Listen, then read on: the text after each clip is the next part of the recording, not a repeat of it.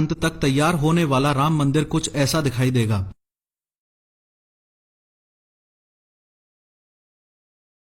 इसकी लंबाई 270 फीट, चौड़ाई 145 फीट और ऊंचाई 141 फीट होगी।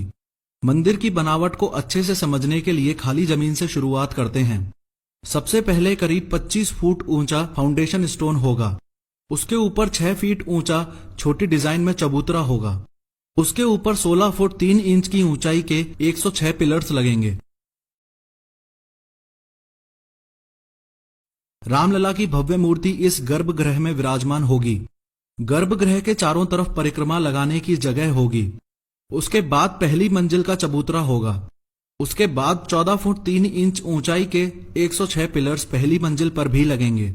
उसके ऊपर छत और गुंबद होंगे। पर ध्यान देने वाली बात है ये शिखर, जो कि 65 फुट 3 इंच का होगा और इसके ऊपर भगवान राम के नाम का झंडा फहराया जाएगा। इस प्रकार देखा जाए तो मंदिर में कुल 212 पिलर्स होंगे।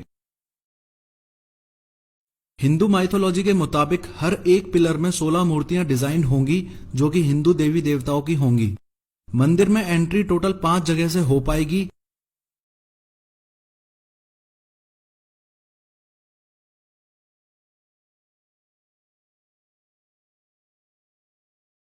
लेकिन मेन एंट्री इस जगह से होगी जिसे सिंह द्वार बोला जाएगा।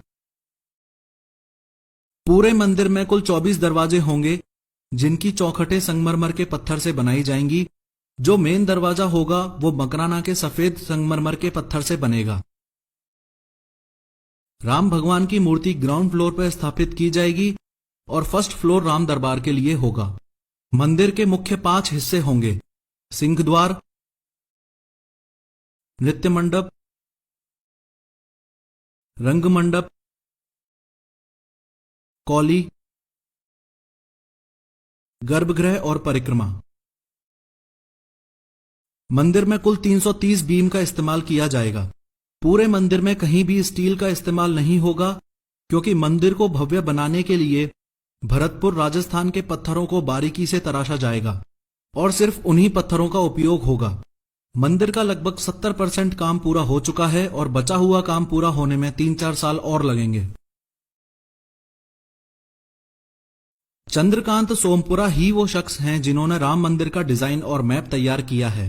खास बात यह है कि गुजरात में स्थित भव्य सोमनाथ मंदिर का मैप और डिजाइन इनके ही दादाजी ने बनाया था।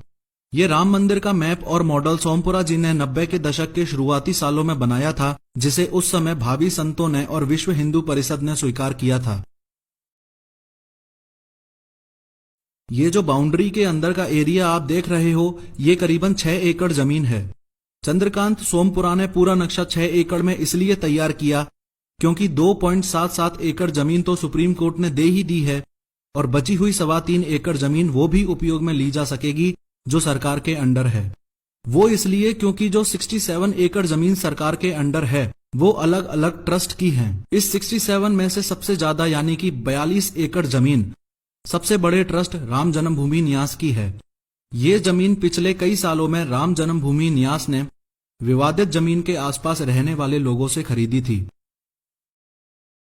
राम मंदिर के चारों तरफ 4 छोटे छोटे मंदिर और होंगे, जिसमें भरत मंदिर, लक्ष्मण मंदिर, सीता जी मंदिर और गणेश जी का मंदिर होगा। भव्य राम मंदिर के जस्ट सामने एक बहुत बड़ा विजय स्तंभ होगा। मंदिर के डायमेंशंस को अच्छे से समझने के लिए ये याद रखें कि मंदिर के सामने खड़ा हुआ 6 फुट का आदमी कुछ ऐसा दिखाई देगा और मंदिर की साइड एंट्रीज पे खड़ा हुआ 6 फुट का आदमी कुछ ऐसा दिखाई देगा। मंदिर से हटके थोड़ा बाईं ओर चलें तो इस जगह पर कथा कुंज भी होगा।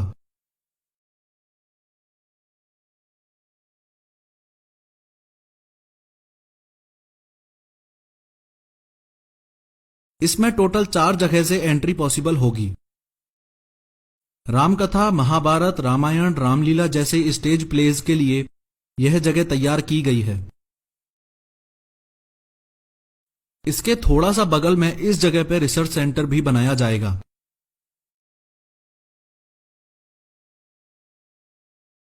अगर मंदिर के दाईं ओर चलें तो इस जगह पे स्टाफ क्वार्टर्स होंगे।